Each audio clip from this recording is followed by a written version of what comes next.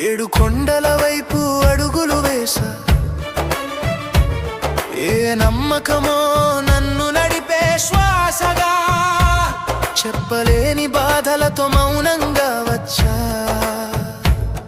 నీ ముందే నిలబడి నిన్నే అడిగా.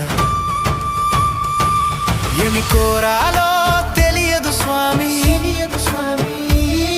ఏది నిజమో అర్థం కాలేదు స్వామి. చేతులు జోడించి నిలబడ్డ వేళ నా కన్నీళ్ళే నా మాటలయ్యే వేళ.